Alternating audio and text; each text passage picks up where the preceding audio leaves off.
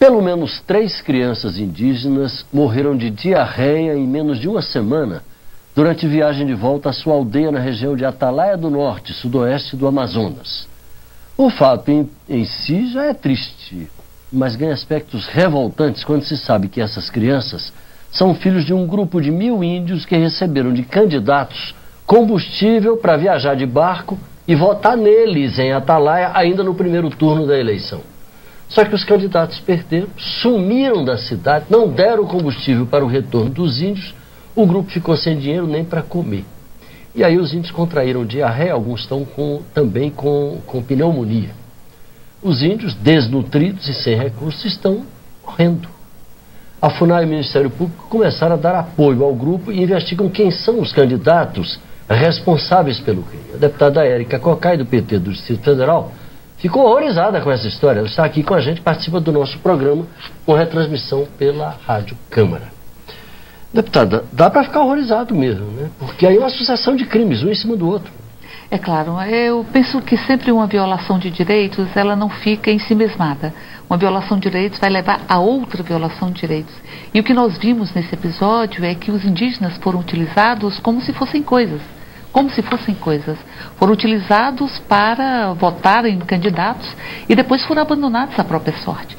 E há risco, inclusive, de que haja um processo de que essa doença o risco de uma epidemia no retorno desses indígenas às suas aldeias. Ou seja, nós temos ali uma série de violações de direitos que acometeram, que essa comunidade foi acometida. Nós temos, primeiro, a utilização, um crime eleitoral. A utilização de uma certa compra de voto, ou financiamento de estrutura para que as pessoas pudessem votar. E depois que votaram, não é como se pessoas não fossem, não foram consideradas como pessoas. Nós também vemos aí uma deficiência muito grande no atendimento e na assistência à saúde desta comunidade, porque crianças faleceram. Elas tinham, segundo as informações, todas essas que faleceram, menos de 2 anos de idade. Menos de 2 anos. Então, portanto, não tiveram a assistência necessária, nem tiveram as condições para voltar com dignidade para suas aldeias, porque foram abandonadas por esses candidatos, e ao mesmo tempo não tiveram assistência no local em que estavam. E o risco, que significa uma outra violação de direitos, de que mais pessoas possam ser infectadas em função do retorno dessas pessoas às suas aldeias. Então, portanto, nós não podemos mais suportar o que está acontecendo com a população indígena neste país. Agora, deputada, o que chama a atenção é que a Atalaia do Norte fica lá na fronteira com o Peru e a distância, aliás, a aldeia dos índios, né, que eles são das etnias Canamari e Maiuruna, fica lá eles têm que andar de barco até Atalaia, uma viagem de 10 dias de barco, para votar nesses candidatos. Quer dizer, parece uma coisa assim do século XV. É claro, nós devemos estar agendando uma reunião com a presidenta do Tribunal Superior Eleitoral, porque, primeiro, é preciso que sejam apurados esses crimes. Há um crime eleitoral.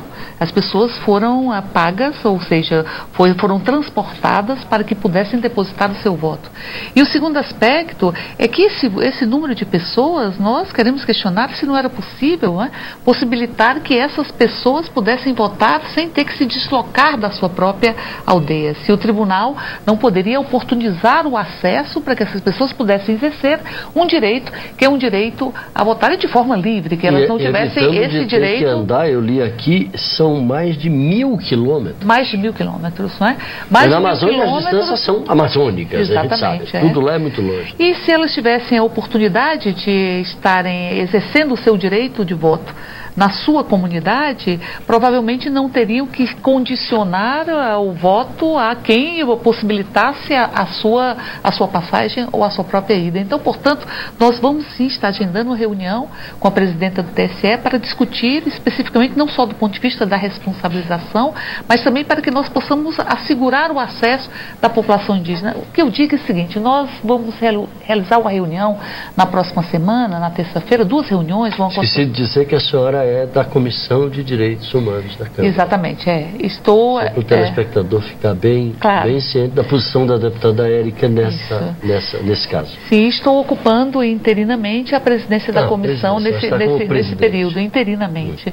Mas nós vamos realizar na próxima semana uma reunião com a sociedade civil e uma reunião com representantes do Estado para discutir a situação dos Guaranis Kaiowás, que estão numa situação de que, com o risco de terem a reintegração de posse da sua própria terra, que foram expulsos dessa terra, no verdadeiro etnocídio que aconteceu nesse país algumas décadas atrás. As empresas estão ocupando as terras Em verdade, eles são os donos originários desse país, desse Brasil, e houve um processo de colonização na região do Mato Grosso do Sul, que os tirou da sua própria terra, os arrancou da terra, arrancou a possibilidade de vida, não é? Foi um verdadeiro etnocídio. E foram utilizados esses indígenas para implantar as fazendas, muitas vezes sem remuneração, e confinados em um espaço com várias etnias juntos, portanto os vínculos culturais fragilizados, um espaço absolutamente indigno do ponto de vista da existência humana. E esses índios foram vítimas, portanto, de um etnocídio e decidiram retomar as suas terras para se sentirem vivos. Eu lembro a frase de um desses indígenas que ele dizia: eu quero estar onde estão os meus antepassados porque é a minha história. E ele dizia: será que alguém pensa que a gente pode sobreviver sem a mata? Será que alguém pensa que a gente pode sobreviver sem a água? Então retomaram, e tem agora uma sentença de reintegração de posse para esses fazendeiros que em verdade foram levados para aquela região por uma ação do Estado. E eles estão ameaçando o suicídio coletivo.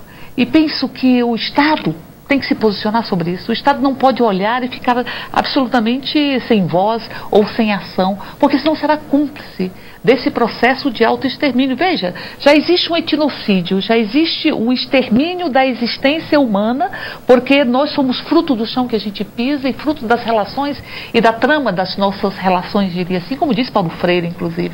E esses indígenas já estão vítimas de etnocídio, agora, em nome e em defesa da vida, ameaçam, ou seja, falam e gritam, um grito que precisa ser escutado, dizendo que não tem sentido a vida e dizem que vão cometer... direto com a terra que lhes sustentou, que lhes deu a vida. Então nós vamos introduzir nesta discussão acerca dos Guaranis Kaiowás, que já tivemos a oportunidade de estar lá, a mesa diretora da Comissão de Direitos Humanos, inclusive com o Padre Tom, que é presidente da Frente Parlamentar em Defesa dos Povos Indígenas. Região de Dourados, né? Região de Dourados.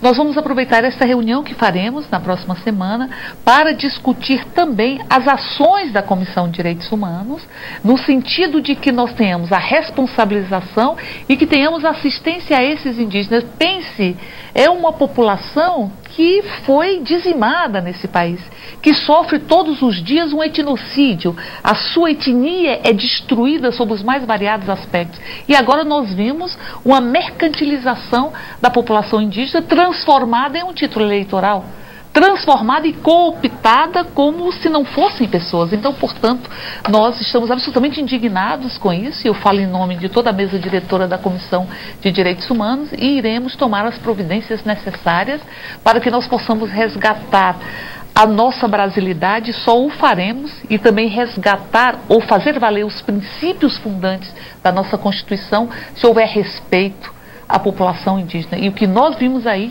é o mais profundo desrespeito a esta comunidade. Deputada Érica Cocai, do PT do Distrito Federal, atual presidente da Comissão de Direitos Humanos, bom trabalho. Obrigada. Muito obrigado pela sua participação.